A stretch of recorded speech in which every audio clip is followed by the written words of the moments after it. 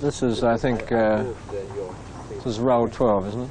Right. This is roll 12, slate 1.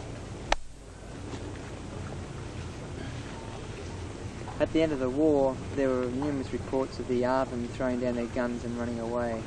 How fair were those criticisms? Criticism of the South Vietnamese army putting down their weapons and retreating, fleeing, were very valid at the end of the war. But I don't think that was a fair consideration. Just a second. I'm sorry. Can you take two? The criticism of the South Vietnamese army at the end of the war was very valid.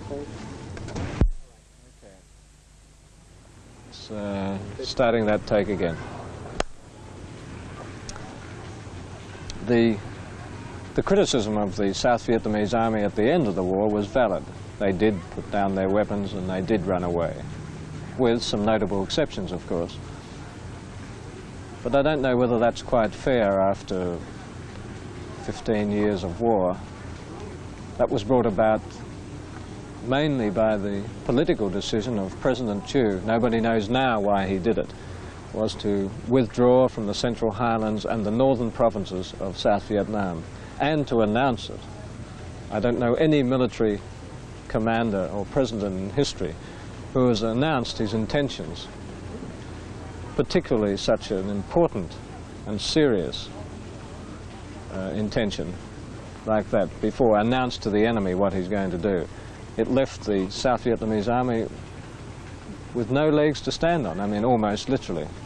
They ran away on what legs they had because everything was given away by the president before they could have a chance to make an orderly retreat and set up a new defense line. Can you tell me how effective is the M16? The M16, or the Armalite, as it's sometimes called, is probably the finest infantry assault weapon in the world, when it's working correctly. It's light for the infantryman to carry. It's extremely accurate, over 300 or 400 yards. And it hits particularly hard. It's a very high velocity. Without getting too technical, the round wobbles as it goes at a very high velocity. When it strikes its target, or any object, it tumbles in towards the solid. So if you're hit on the shoulder up here, whereas with a standard rifle, it will just take a nick out of your shoulder and you're not too badly hurt. With the M16, the Armalite, it tumbles into the solid, so it will tear off your arm, kill you, undoubtedly kill you.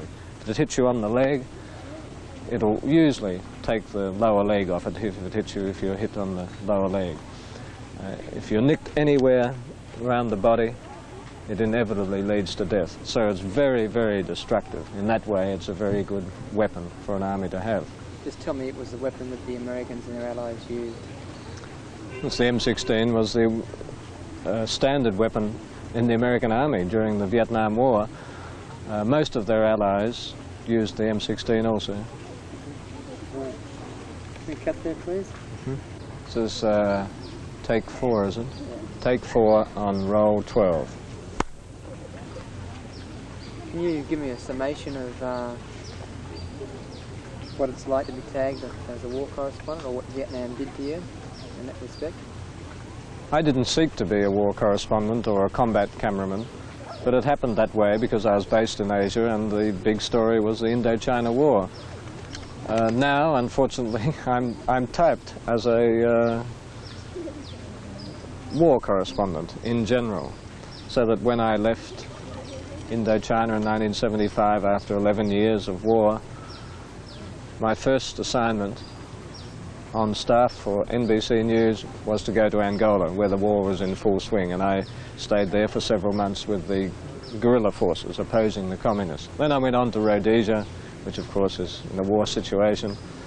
I'm based in Bangkok, which has a communist insurgency of its own. Thailand has a communist insurgency, and of course right next door is Cambodia and Vietnam, who have engaged in a war, and the communist countries flanking Thailand have also attacked into Thailand, so I'm still typed in that way. What's the area that you basically cover from Bangkok?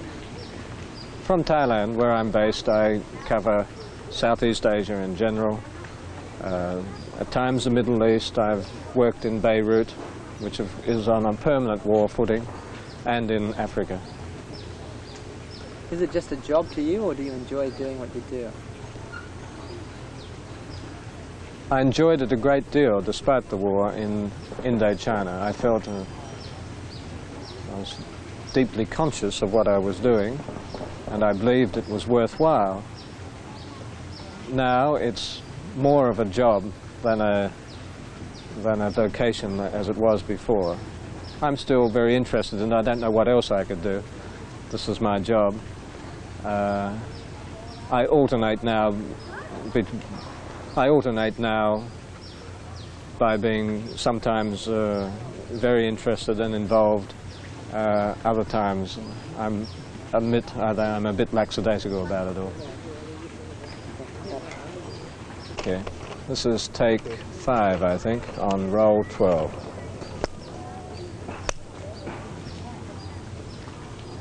Well, what's the question? Do you want the first answer or not? Did you learn very quickly that you didn't know much about being? You don't want that first? No. No.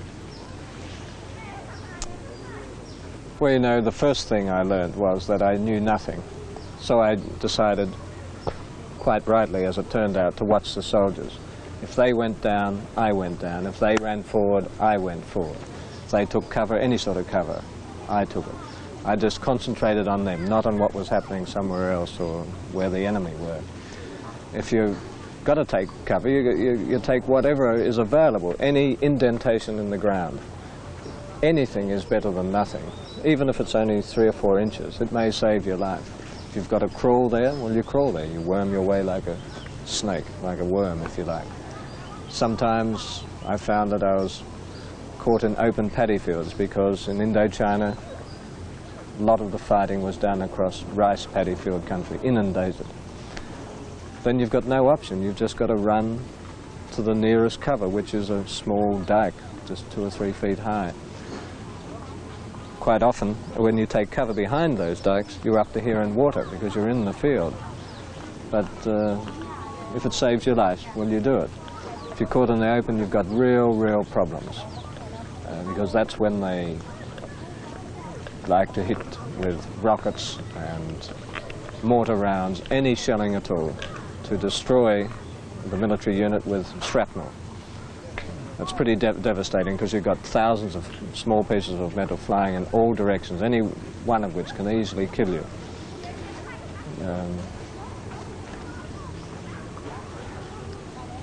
I think the shelling, when you're caught in the open and being shelled, is probably the worst experience you can have in combat, because there's nothing you can do about it. The direct face-to-face confrontation with the opposition firing automatic weapons at you is something you can safeguard against to the best of your ability by taking cover. You can't take cover from something coming right down on top of you. You can just hope for the best.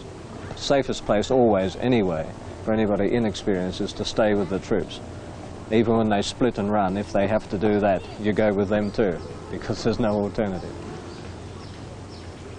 When they're advancing, generally speaking, they leapfrog forward. That is, perhaps a third of the unit will run forward while 2/3 cover them, and in that way they go forward. I always felt it was best to go with the very first unit that went, because you had the maximum cover, and the enemy, the opposition, were probably least expecting you to do that at that time. After the first lot has gone forward, they're waiting to lay down a barrage of fire on that second lot. So it's another reason why I always like to be in the very front line, because I felt if you were going to be up there at all, it was safer to be in the very front line.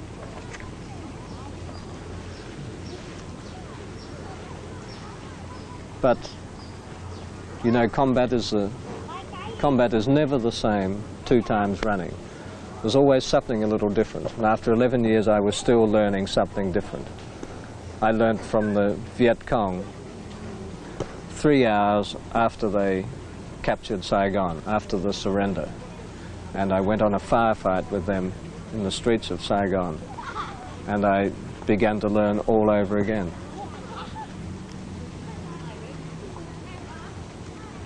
Cut. Yeah.